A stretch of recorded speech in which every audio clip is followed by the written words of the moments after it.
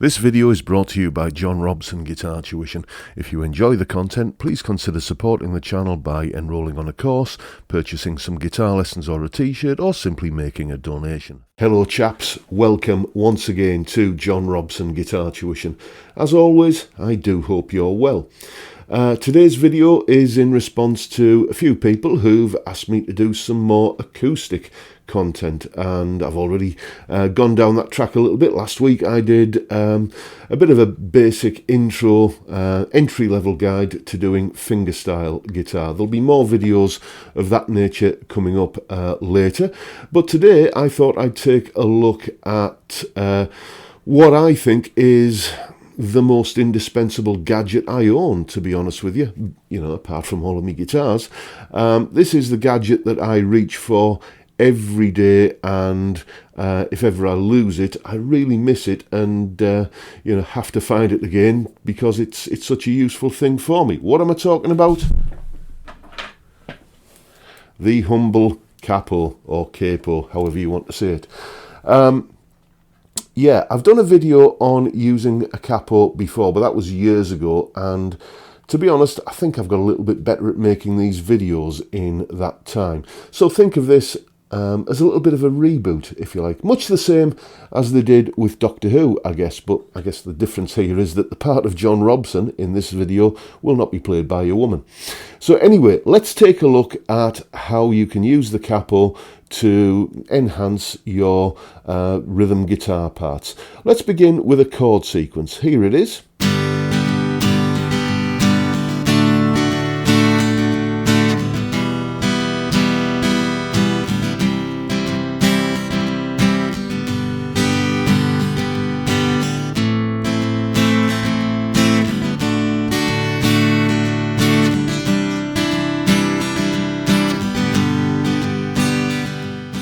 And now let's take a look at how you can use the capo to create a complementary but different version of that chord sequence.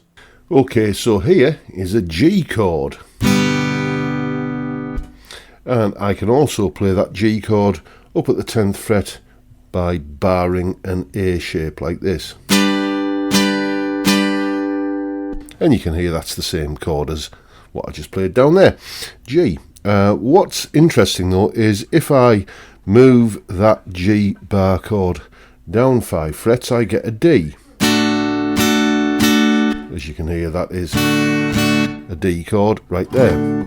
So one way that you can look at that is the way I've just described it. G moved down 5 frets becomes D. But the opposite is obviously also true, where D moved up 5 frets becomes G. And another way that you can move a D chord up 5 frets is with the capo. Strap the capo on at the 5th fret, play a D shape, and the resulting sound is a G chord, albeit a different inversion of a G chord. So what you do is you count back down the neck this way, the same number of frets as what you put the capo on at. So if you put the capo on at the 5th fret, you find your chord as a bar chord, move it down 5 frets, what chord does it become? Okay, right, so in this case the G moved down 5 frets, became a D. So then what we know is in order to play a G chord, when the capo is at the 5th fret, we need to use a D shape. And then you just apply that to every chord in the sequence that you are playing. And that's how you figure out what chord shapes to use in front of the capo. And a good ploy, I often find, is to simply make a list of the chords in the piece that you're playing, like we've got here. There they are at the top there, listed: G, A minor, C, D and E minor. Now let's count each of those chords down in 1 fret steps. This is what we get if we move them all down 1 fret. Then down another fret gives us these chords. Move them all down 3 frets and we get this group of chords. Move them down 4 frets, we get these.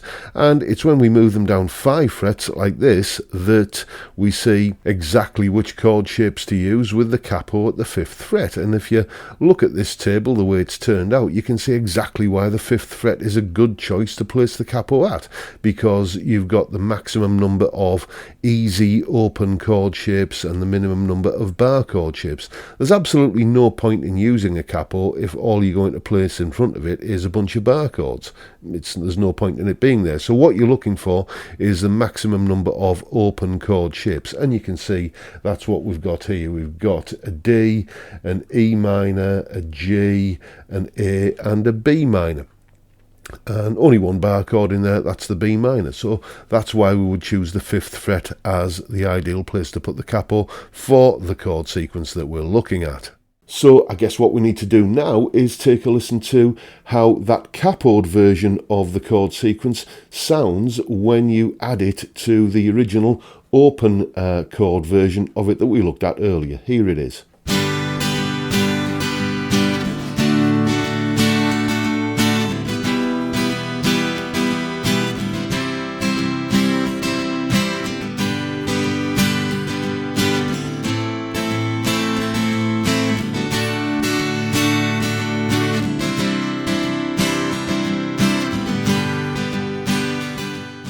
So if you're playing with a friend, there's two of you having a bit of a strum together, rather than both of you playing exactly the same parts, why not employ a capo? And you can hear that it leads to a much more textured, layered, I think luscious version of the chord sequence.